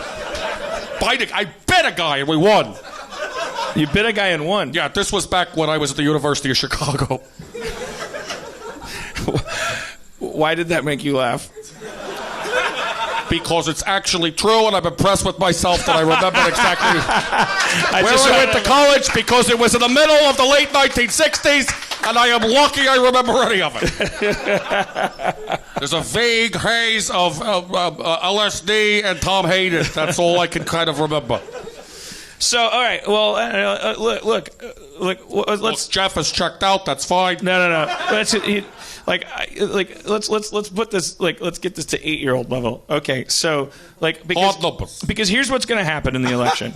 Predictions. Okay. Because I've been through this 1,000 times already. Those numbers are inflated. You read the numbers. It's the number of years I voted are not 25% of the 90% of what I just said. But I feel like have you ever voted? I've voted every. I think there's only a couple elections where I was so fucking just over it that I didn't vote and didn't talk to anybody about it. Sure. But those were because, as I've said on the show, the real reason I vote is because I want to continue to have a political opinion, and we have an entrenched thing in this. So you're not allowed to talk about breaking out of this. The way that things work. People are voting for voting. They're voting for faith in the way the system has worked, which is a system that 87% of everybody doesn't believe in. I sat down with Yoko Ono, and she said the same thing. Good. Well, that's Dan. Right now, if election day was tomorrow, who would you vote for? Would you vote, and if so, who? I'm gonna go. Well, I'm gonna vote for Bernie Sanders, and I wish that everybody that voted their conscience, because I don't think this. I think the problem, and I think this actually goes beyond like. Say who you're voting for? Yeah, I did. I feel like it goes beyond when you talk about America, because like you could explain American politics in a really easy way, which is just like, we keep talking about how broke we are and how in trouble we are, but until that really becomes a definable real thing, where the fact is that we're still rich and we're still fine the way things are, and so we're going to continue to kind of do this think the way we did it last time. However, that's something we're going to look at. I do think it's something we're going to look at. The idea that the country itself, you can vote for anybody you want to. Just vote if you want to vote for the Queen of England, go for it. I want the country to be more like a Tumblr post that you see late at night. Yeah. Where there's some sort of pyramid floating on a planet, and there's just sort of ancient wisdom that's guiding us. I think that's what I want to work towards. Bernie, reblog. Let's say you weren't running. Who would you vote for if you weren't a candidate? If I wasn't running for president, who would I vote for? Yeah. Well, look, I would probably vote for Stevie Nicks. I think it's time for a woman president. That's who I would go for. But do you think she's tough enough on immigration? I think I've seen her kick people out of our house when we used to party in Topanga Canyon. And believe me, she knows how to elegantly get somebody out of the foyer when they've had a little bit too much in the mirror. Thank you. That's good. So people... I predict a landslide. Anyways, I fucking had to. It was like a fucking, you had to like, it's like in LA Story when she has to like do the rest of shaving a haircut on her tuba. It's like fucking dumbass fucking pun. The landslide, it was a Fleetwood Mac song. But wait. I just want to, not because I think it's important and it's going to benefit them, but because it's in my fucking head and I have some problem. Like, there must be some like. This is fair. I want people like this to have a forum. Go ahead, talk.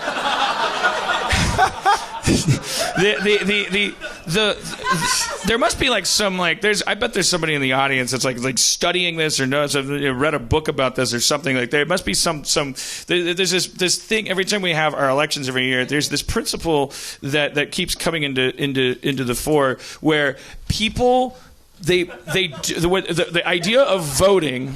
Sure, casting a ballot, elections. Look, we rolled up our sleeves. We're having a little policy. Walk out. Let's go for it. They don't want to vote just to express as a natural part of the process. They don't want to just be a part of a total tally, and then we figure that we all want to vote for the winner. We don't want to be part of the problem by voting for the wrong person. And when we have third-party candidates, it becomes a huge problem because not only do you have people not wanting to vote for the wrong person. Third-party senator, not a third-party candidate. Go ahead.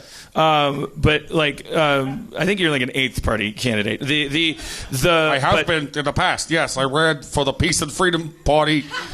And I actually splintered the Peace and Freedom Party. I was oh my God! See, I was on the freedom side, and the peace people we didn't get along with. And I think I've ranted about this. Remember when Nader was running, and there was like this thing. It was like that big election. It was like, oh, the culture wars are at their peak because we had no fucking real problems yet at all. So all anybody wanted to talk about was how fucking important it was whether this guy or that guy got elected. And it was like so fucking important to everybody. I'm not saying like I think what was that Gore versus Vader? What was the It was Gore versus Palpatine. But it was like so I do understand it was important on for so many small reasons. But by the way, I want to say just really quickly the political message in the second of the latest trilogy of the Star Wars movies is a little thick. It's laid on a little thick, but I think it is accurate. I think the Bush administration is a lot like the Emperor. Thank you. That's all. Those people, those journalists who were like reporting from the Ralph Nader campaign headquarters, where this is a guy who knew he was going to lose. It was important for him to run. It was important to the people that were supporting him that he was running. And there were journalists. I know Ralph. He thought he was going to win. Yeah, he bought the balloons. End of story. There was a lot of balloons, and they couldn't release them up. They had to get rid of them. There's nothing sadder than getting rid of a bunch of balloons the quiet way. Mr. Sanders, how early does a candidate have to buy those balloons? Like you have to buy them. You can't buy them like 2 days before. Legally, according to the Federal Election Commission, the FEC, yes, there's a certain you have to report every balloon you receive as a donation. And also whether it was helium or regular air or some other sort of gas that might be poisonous in a rare case. Or if a water balloon, you have to, of course, go to the Department of Interior because we're in the midst of an epic drought. Which I am trying to help solve by the volume of sweat that's coming out. When I'm in California, I deliberately perspire more. Thank you. In order to help refill Lake Powell. That is salt water, though. We have like a whole ocean of that. Trust me. This is just like Salt Lake, baby. But the guy on the floor at the journalist, like while the campaign's going on, so they're going like, because everyone was watching, everybody that wanted either Bush or Gore, or whoever the fuck was running against who, Mothra and Gamera, they were running against each other, and everyone was on the edge of their seats because it was a fucking barn burner. That's not the right metaphor. It was a hair splitter. It was a fucking turtle fucker. Their turtle vaginas are like they're bifurcated with a very thin membrane. It was a candle burner. Male turtles have a two-pronged, like it's like a tuning fork, and I'll put a pin in that. But they go. I think it's time that we hear from the female turtles, frankly. But go ahead. Well, that's the news from Florida. We got the numbers up here. We got Will.i.am and has a hologram and he's coming in and all this stuff. Let's go. And everyone was like, it was like, this is fucking crazy. I guess this is before like it was like weird that journalism was dead, but it was like it was fucking crazy to me because they were like, that's when my spirit really fucking died. I didn't vote for Ralph Nader, but watching the coverage, I was like, they were like, well.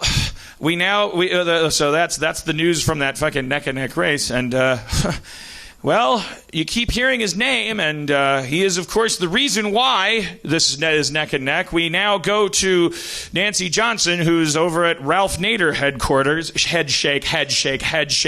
Nancy, and there was like, and she cuts it, and Nancy's like, yeah, they're thrilled down here. Because all the unspoken thing that everyone was saying was like, if you voted for Nader, you're voting for Bush. You're voting because he's splitting the vote. It's like this is insane. That's not democracy. Right. The idea should have a fair ballot. Focusing on the outcome and then backing into your behavior as an end user, that's our fucking disease. I firmly believe that we should have a Scandinavian-style system in a lot of ways. Not only the way we tax corporations, but also elections. Multiple parties. I want to have a WikiLeaks party. Where you bring Assange back. One of those crazy pirate parties they have up in Sweden and all that stuff. I want to make sure that we have a fantastic array of different choices. You have like a nice buffet if you want to vote for like a nice little fishy, eggy breakfast thing. You can go ahead and vote for it. Fantastic breakfasts in Scandinavia, by the way, too. Go with me. You'll find out. Trust me. But also, I think, just have a little democratic system like that. And if you want to have, play fun and games, you do a little girl dragon tattoo thing. And, you can still keep that up for all the guys who want to do the bad stuff. We can have a little dragon tattoo game for you. Yeah, I mean, it's democracy. Parliamentary system, what? Hold on a second. There's a parliamentary system. Yeah, that's a good. Who is that? That's John Parliament. That's my policy advisor. He come. Thank you. Good. Yeah. Oh, what about the idea that, whenever we talk about the system being broken and how it's not a true democracy, then there's people who say, well, it's supposed to be a republic. What do those people mean? Do they mean they want it to be a republic, or do they mean that it works better as a republic? Those are the same people that say whom when you say who. Those are the same assholes that go, what? Well, you can't end a sentence with a preposition. That's how people talk, motherfuckers. Republic means for the people. Democracy means the rule of the power is in the people. It's close enough. Forget it. What are you? What am I supposed to read the back of an old-timey dollar bill or something? What are you, a broadsheet from the days of what am I, Martin Van Buren? I do look a lot like Martin Van Buren. Spencer, if you could pick a governmental system from anywhere throughout history, what do you think would be the most just and the most simple? Like currently, or like the one we have now, or something at any part of history? Oh man, let me tell you something. Let me tell you something about fiefdoms. They really, You want to bring the fiefdom back? They really did it. They made it happen. You had castles, you had knights and shit. There was serfs. It's all the things you want out of society. Do you think that unless you're a serf? Actually, they're probably pretty happy. It is attractive when you do open up that Lego Knights set and you got the little guy with the rounded sword. Yeah, there's it's dragons. not going to hurt anybody. It's a rounded sword. But look, something gets out of order, you lose a Lego here and there, it's ugly, then suddenly, wham, Braveheart, or worse, I'm trying to remember my 10th grade history, so it's like Holy Roman Empire, and that, like does that break into feudal Europe? You know what they say about the Holy Roman Empire, right? Neither holy, nor Roman, nor interesting in any way. I think after the fall of Rome, it went into the Dark Ages for a while, didn't it? That's when things. There was. That's what this guy says. Yeah. I have no. I shamelessly say I don't fucking know, but I also I guess it would be weird to make people listen to all of us not know. I thought. Well, no, I don't know. Hold on a second, and I don't yield my time just yet. If the Senator would yield, I just think that of 30 seconds here, I think there is a danger that the analogy has been made before. That we are repeating, the mistakes of the Roman Empire. I'm not the first to say something like that. Oh, because the highway, all roads are leading somewhere? Sure, all roads or whatever, the back of a horse. You got the email with multiple colors. You get it.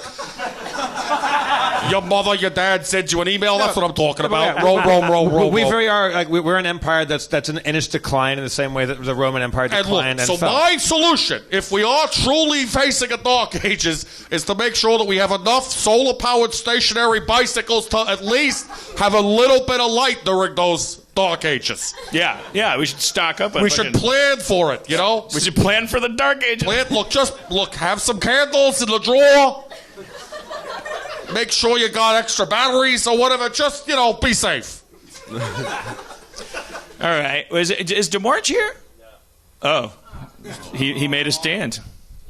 We always expect him to be here, and he's like, what if I wasn't? He's sad because Arsenal lost again. Oh. Soccer. Soccer in particular. They did? That's too bad. That's too bad. Yeah. Well, I think you're going to have to stay up here and play Shadowrun with us, Senator Sanders. Hold on a second. I need to let me consult with my campaign manager. We had another event. I was scheduled to go be interrupted by protesters who I agree with completely. Let me see real quick. Hold on a second. Let me just ask if there's... Strange. I'm available. I'm good. This is more airtime than I've gotten in the last 3 months on CNN. All right, now, Bernie Sanders, have you ever played a fantasy role-playing game before? Sure. Yes. I mean, yes, I have. I've never had the dungeon master. I didn't like I didn't like the idea of a hierarchical dungeon master. That sounds too much like corporate power to me. But let me put it this way. I have played meeples that I became very attached to. Settlers of Catan or whatever you want. I played, here and there.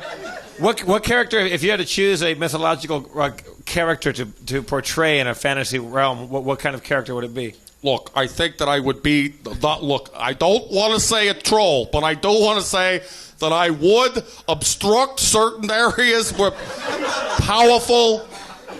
feudal lords were trying to cross a bridge or something, and I would say, hey, stop, but it would be more like you've got to look at the statistics, and I would make sure they pay the fare. It's not like a magical, you can't cross. The game that we're playing is actually set in the future, so it's more of a kind of a dystopian kind of, like 1984 Brave New World kind of thing. Like Matrix. Got it. I'm Chewbacca.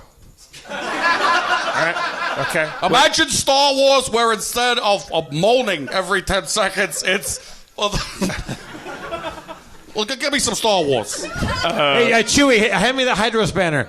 1% or 5% of the top Hydro Spans are controlled by the Imperial Council, and I don't think that's fair. That is what I'm calling it. Punch it, Chewie. Punch it.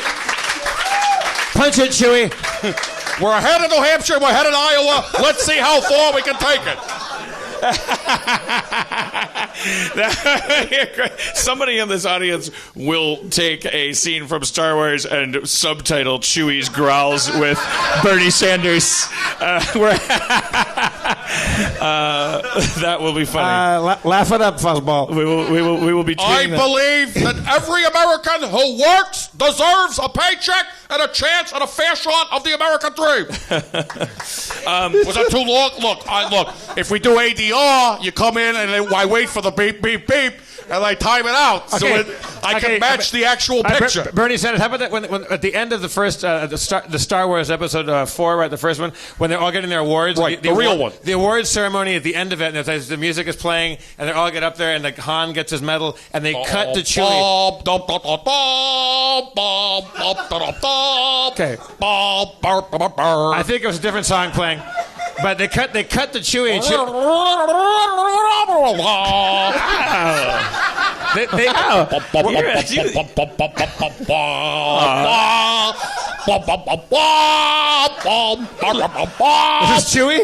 Is this Chewie? No, it's just Bernie Sanders. He loves the Star Wars theme. This could not have been done without all of you, Rebel Alliance. It took a revolution, and here it is.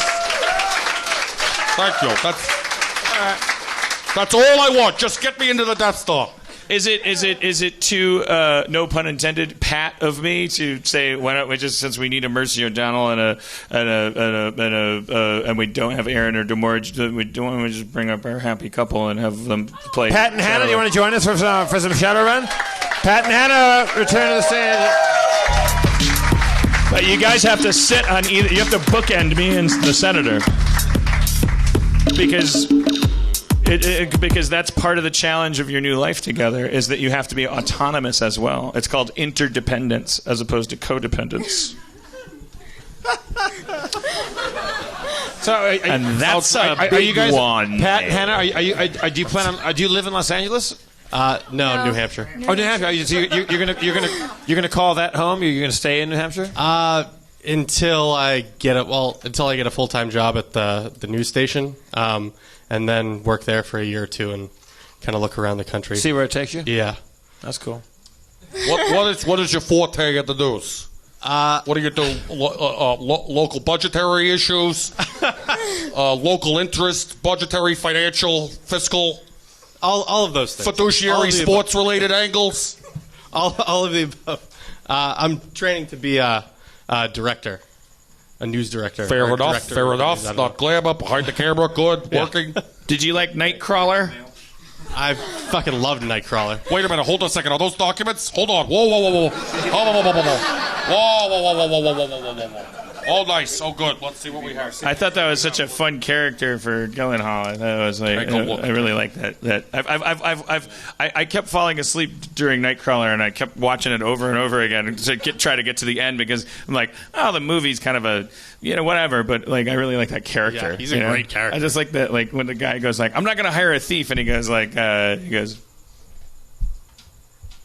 fair enough, and you're like, oh my god, he's a fucking murderer or whatever. Like it's great. I love that. You know, a little anecdote. I have a little fun anecdote, like a little Peter Rabbit tale now and then. I was on an airplane and I was trying to watch the Tom Cruise movie with the robot with the the robots like it Battlefield Earth. I realized there's a lot of them, but Edge of Tomorrow, that one. Mine was a bit. And they kept coming. They kept coming on with, the announcements interrupting the picture, and then you lose where you were in the movie. And I was trying to rewind Edge of Tomorrow to go, hey, let me watch where I left off from. And it's impossible to rewind to the same place where you were watching it from because the whole movie is rewinding and shit. Right. If I am elected president, I will burn that movie and every copy of it. Or at least make them do it again with an honest linear plot. Or at least just rewrite it, or just make an edit of it so that every time Tom Cruise wakes up on that pile of luggage, he looks at the camera and goes, 4 times.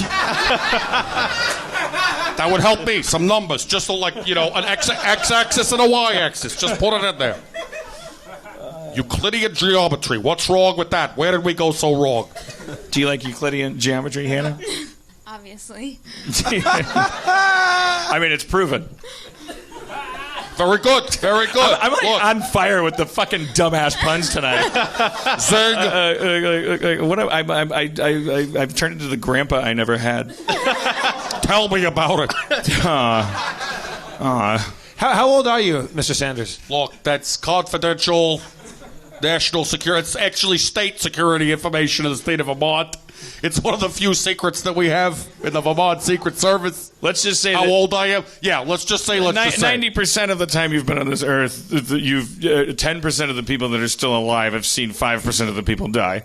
Right. Let's put it this way: when we look at how we're depleting the resources on the planet, and we're wondering, hey, maybe the resources will last a little longer. Trust me, they won't. I go back to the Permian. Well, that's too far. Crustaceous, whatever you want. Crustaceous. The crustaceous. Because you're saying you were around when oil was still dinosaurs, and that didn't last. Or, the pink Hitler, or whatever that was. I was there. Whatever that was. It was Citizen fucking Kane is what it was. I'll joke about a lot of shit, but that was my fucking idea, and it was great. All right. It's not far off from the way things are. This guy, I'm going to answer that question you had. There's good answers, certainly. You're a good answer. Thanks, man. That's very nice. Sorry, I'm sorry. Controversial like statements tonight. Spencer, are you ready to recap the last Shadowrun we played? I'm ready for any number of eventualities. Do we have a guest? Shadowrun summarizer? Yeah, Jason Clymer. Jason Clymer? Or Climmer? Probably Clymer. All right, let's find out. Are you ready? You ready to rock? I don't think we will find out. Are we voting? I abstained. The senator from Vermont abstains. His first question was, "Are we voting?" His second was, "I abstain." I would like to filibuster. I would like to filibuster the vote. I do not think it's responsible to hold the vote on an issue. It's wrong. Am I on a third? No, I like that. Well, because also contractually we can't play anything with too much medieval stuff in it, and we also can't do it for more than 10 minutes. Technically, according to our contracts, during render of services on our. I think we'll find that even if we'll find that if you 19 minutes from now, we will have played 4 minutes of gameplay. I'm pretty sure the people that are worried about that will. But also contractually, which I think is a great fucking idea. I am supposed to say. Harmon Quest coming soon to CISO. It's going to be a new thing, and we'll be plugging it. We've had 6 tapings so far, right? And they've all been. Has anybody gone to the Harmon Quest tapings? You guys have been there? You should come to Monday or Tuesday. We still have empty seats. Yeah. It would be great if, we rang in the... I was going to say New Year, but it's not. Thank you really for the invitation, but I'm not sure if I can. I'm running for president. Right. No, it'll look like a payola. Look, I don't care what it looks like, as long as I'm always giving the money back and never really having much. Yeah, I'm supposed to say, I don't know when this contract kicks in. Well, I signed it, but I don't know if it's like, so, yeah. But, okay, watch Harmon Quest on CISO. You see it, so... You like it. You like it. Coming soon. It's going to be like in the spring, maybe, or probably come in the spring. Everything else does. Don't clap for that. 30, 29, 28, 27, 26, 25.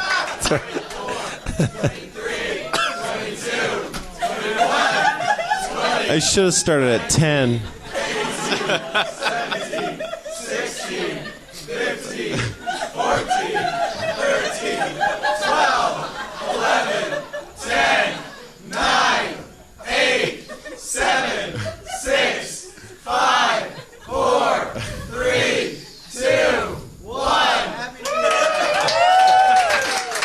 0, -1, -2. Yeah. The square root of -4. That's good.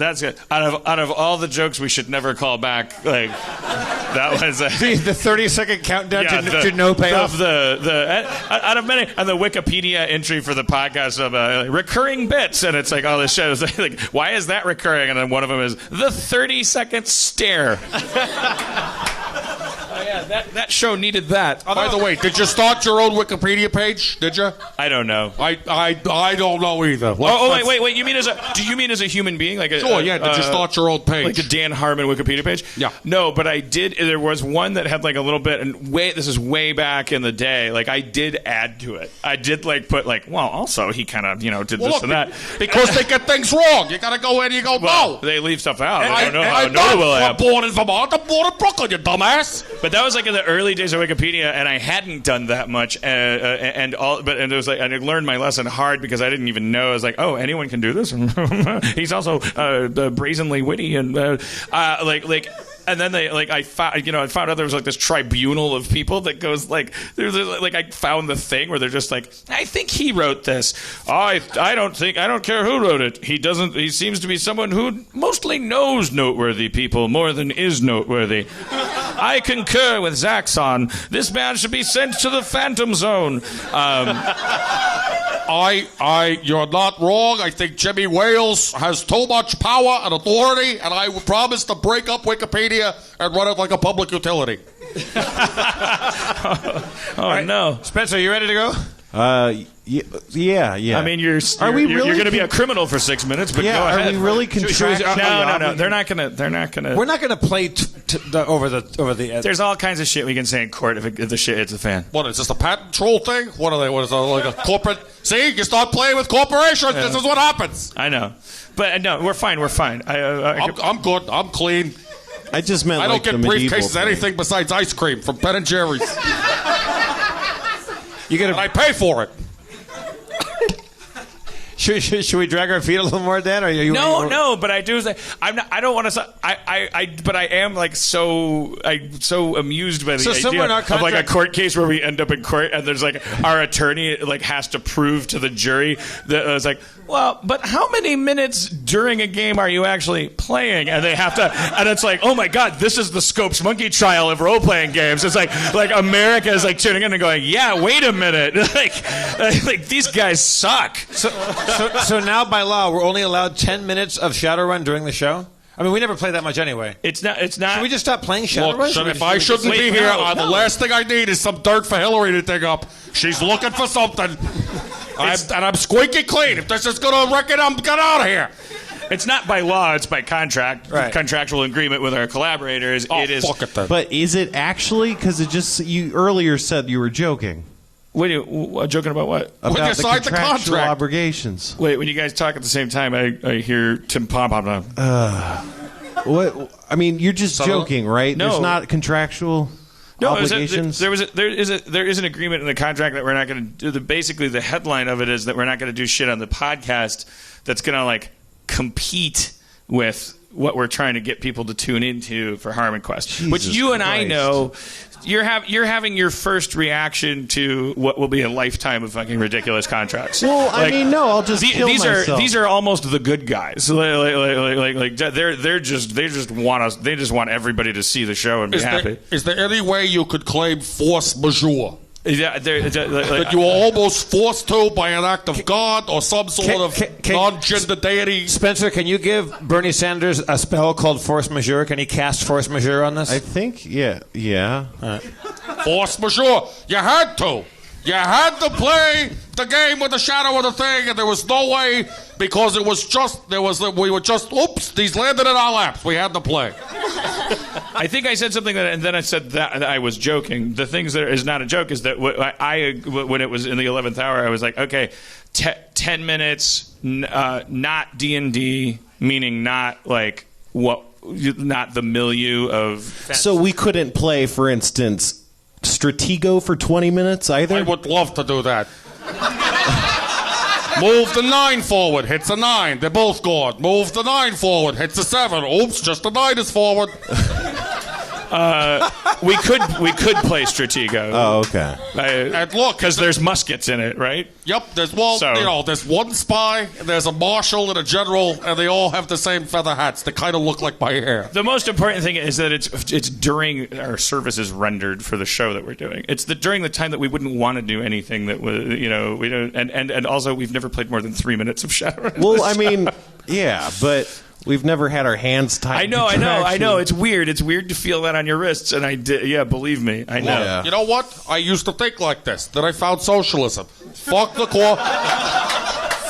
corporation. What's the worst they could do? I think this could be a good Lean thing. back, just lean back, take a nice pill or something. I say we test the waters and play 11 minutes just to see I think it could be. Also, aren't you going to now fucking taste that 10 minutes like all 50 Shades of Grey? Well, like I think that argument could have been made for all the other times we've tasted 10 minutes of Shadowrun. No, you're talking from a logical place, and I'm talking from a sexy place. That's all. I'm saying, like, all of that energy that you're spending logically analyzing the idea of a contract forbidding you from doing what you want is actually a form of you expressing, yeah, I want to play Shadowrun. And if we had that for 10 minutes, I have that every you have episode. That. You have that. Yeah. Now we have that. Do you? Watch me, baby. Okay. 9:49. I say we're going to start. Is there a compelling reason that a United States senator sitting currently serving should be involved in these deliberations? I say we use what we're about to do right now as a plug for our CISO thing. This is like if you like what we're doing here, you're going to see an awesome, better version animated on CISO. This is the bullshit like fuck around time, as opposed to the high quality, high budget thing that we're doing for CISO. Yeah, like I said, force majeure. I don't think anyone disagrees with that. You guys know that when contracts go back and forth, it's literally two people, one from each side, who have absolutely no familiarity with anything that any of us do. Speaking of no familiarity with anything, let's play Shadowrun poorly.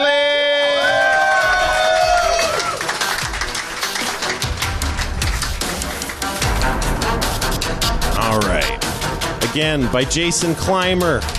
Last town on Harmon Run. The gang, taking an unusual heist of antique MP3s, decided that the easiest way to open a musical lock was to visit a conservatory run by creepy children. Achieving perfect pitch, the gang did a lot of back and forthing due to Nightblade's alcoholism and Eve's rampant banana-na-na-na-na-na-na-na, and then arrived at a public storage facility which had a deviant receptionist. Despite Mercy's distraction, Eve was caught crawling under the counter, so the crew killed the curious cretin. Hordegard and Dr. Friend fought about the morality, while the Norwegian dwarf tried to ascertain the locations of the sought songs. As an afterthought, they remembered Hackeye, who probably could have bypassed both the musicians and the murder. Will the gang successfully pull off a clean shadow run? Is there no limit to the number of murders Hackeye can cover up? What kind of post-apocalyptic music academy doesn't charge tuition? Find out on this week's Harmon Run Shadow Town Time. Thank you.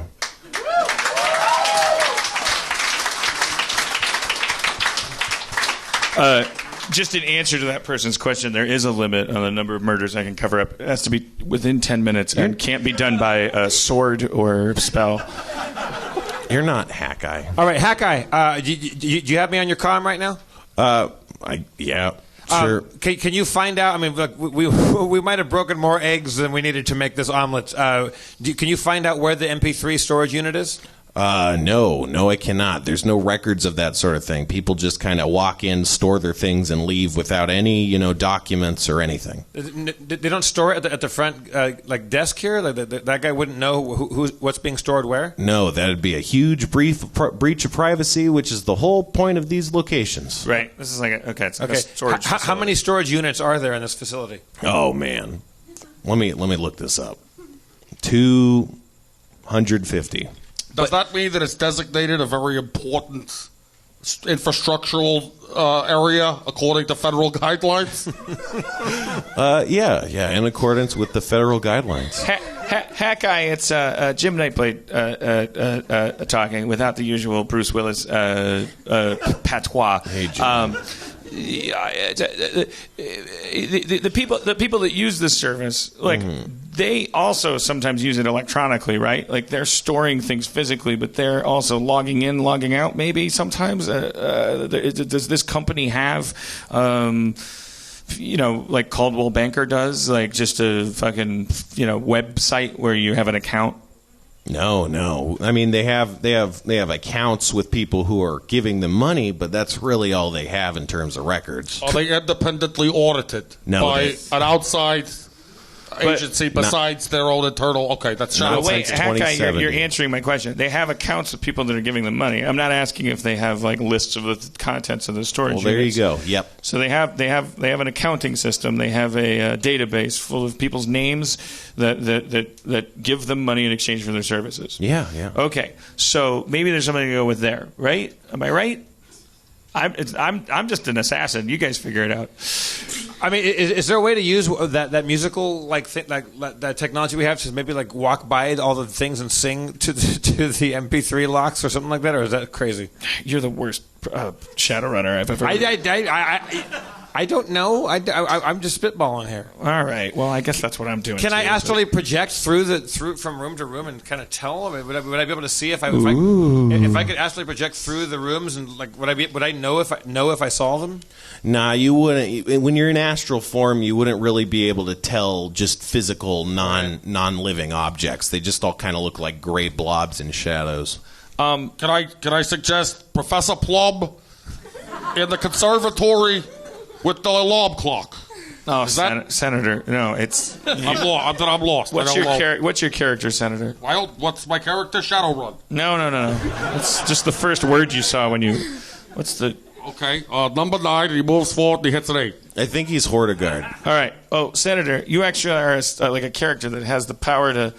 I mean, does Hortigard have any powers that could facilitate us here? Like can he I guess along the lines of astral projection, he's always doing random shit that gives him omniscience. Does he have the power to rally a popular mass movement of people?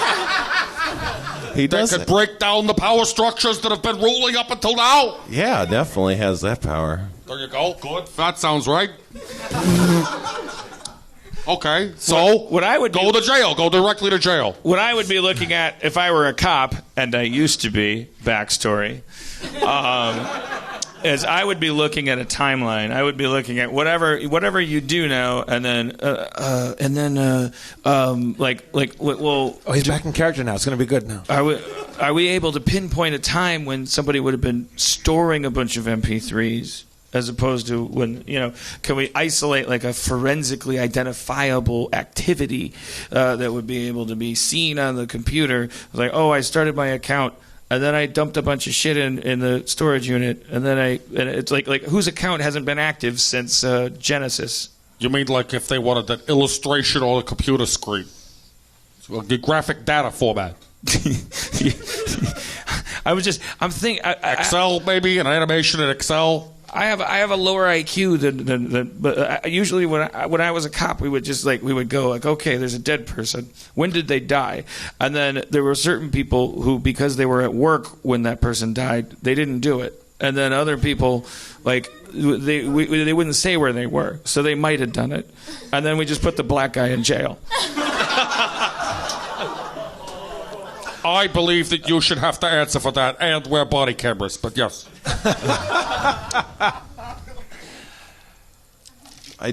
Was there a question there? That was a textbook filibuster. It wasn't for you. It was for my fellow Shadowrunners. I was going like, I don't know. Is there a way we can figure out? Can we use yeah, we were thinking it out. With the guy, because Hackeye has access to whatever the fucking like their accounting systems say. Can you turn that into like actually deducing eliminating anything? Okay, this is Dan Harmon talking.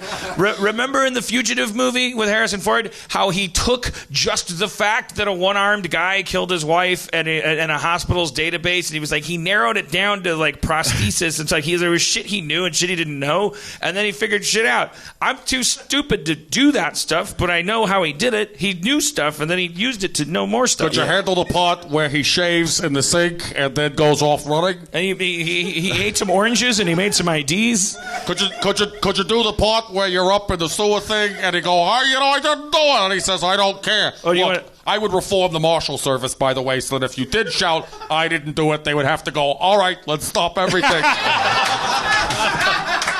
I think that's a good idea. Especially if your options are one, jumping over Niagara Falls, or two, getting shot. I don't think any more deaths in custody. I feel like at that point you're supposed to just put your gun down and say, I care.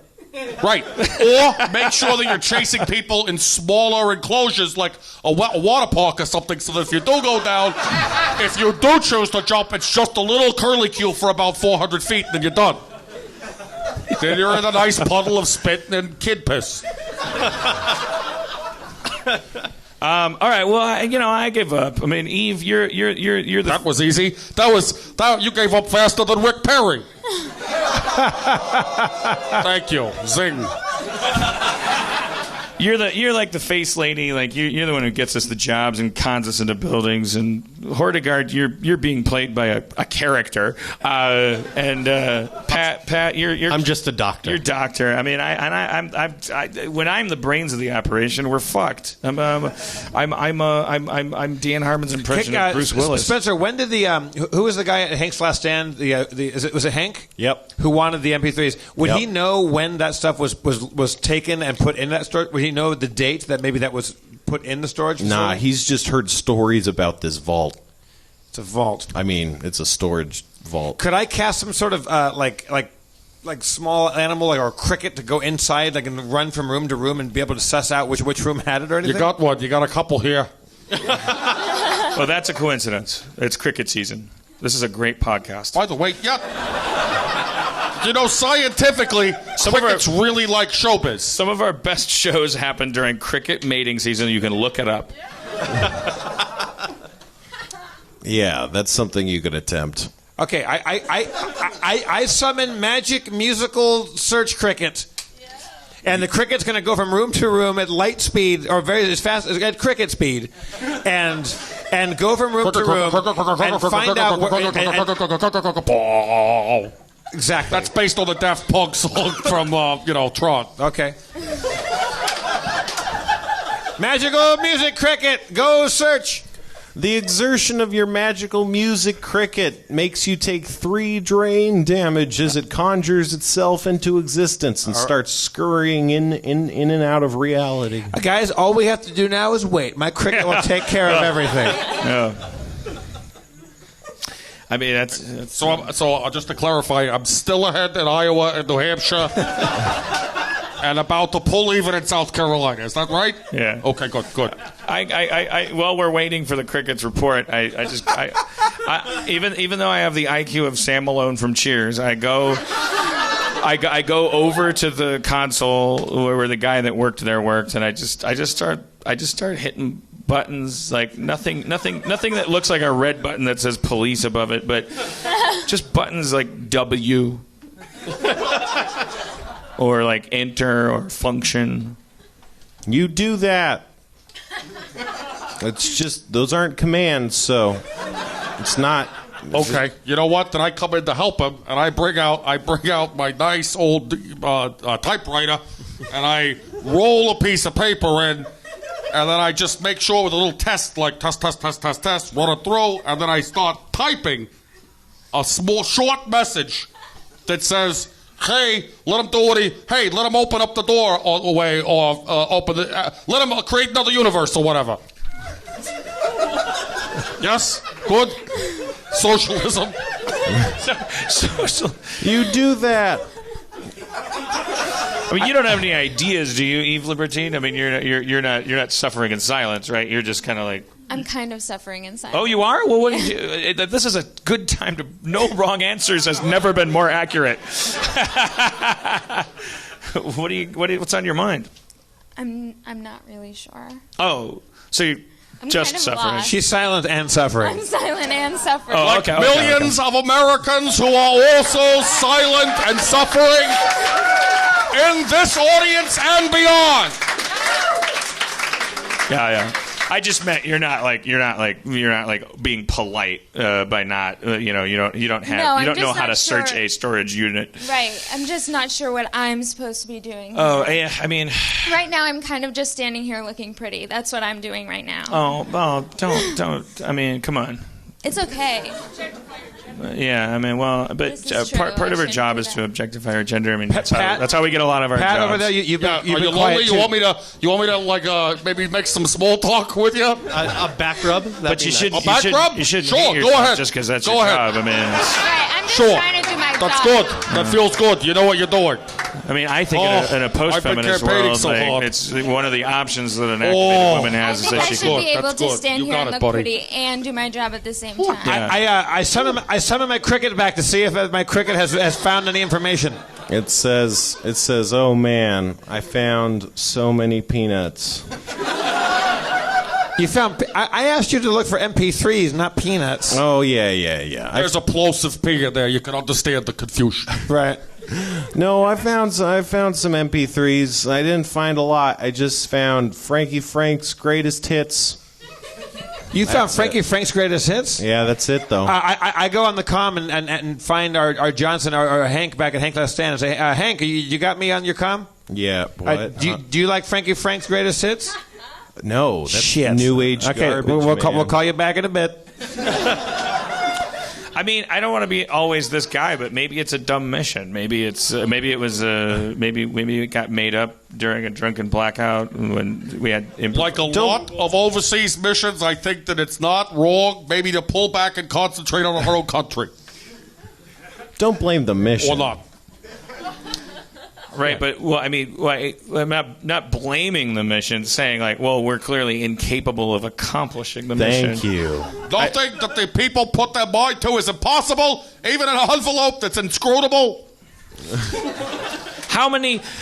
I know that there's a way of knowing with Hackeyes information. How many storage units? 250. 250. All right. So a cricket crawls a maximum of 3 feet per minute. I don't think that's an option.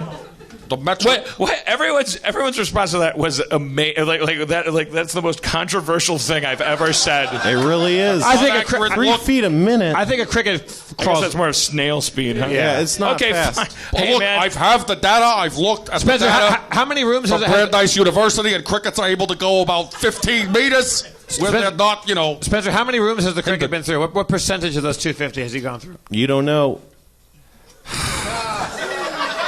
I mean, it's a cricket. You sent him out. You brought him back. He said he found. Okay, peanuts. at the risk of draining myself more, can I summon 3 more crickets and triple the speed on this? You know, it'd be great. What? How much does 250 cost? Send 1 cricket into fucking every single room. That would probably drain me to death. Yeah, probably. I took 3 or 4 drain on 1 cricket. Can you? Bring I've only in got some- like 12 drain or something. Are like we that. going to get sued? What? No. No, we haven't played shit. We haven't even done anything. I walk up to one of the storage lockers and I take my gun and I shoot at the lock? The lock, yes, thank you. That's the word I was looking for. You shoot the lock off the storage container, and the roller door rolls up. We've got 249 more. Well, look around. Look around and see if you see any MP3s in there. I look around. You see stacks upon stacks of Adirondack chairs. Cliffhanger! We'll come back to these later. All right. Well, let's thank Pat and Hannah, our newly engaged, newly affianced, Disney-loving New Hampshireites. Thank you, Senator. Can we please have a huge round of applause for Senator Bernie Sanders? Feel the burn! As played by James Adomian, everybody. The wonderful, fantastic James Adomian. Spencer Crittenden. I'm Jeff Davis, your mayor, Mr. Dan Harmon. Chris are the best. Dustin in the booth. Dustin producing all Feral Audio podcasts, bringing them to you with his weird pirate shirts and jaw-grinding, emotional. And also Chris Borath, Kevin Day, Sarah Hill, Zach McKeever, all the people here at Nerdmouth. Thank you so much for tenuousness. No, sorry, I was finishing a sentence I started 10 minutes ago. All right, drive fast and take chances. Thank you for coming, everybody. Are we the best at Shadowrun or what? Did you get any of that? It's a good show.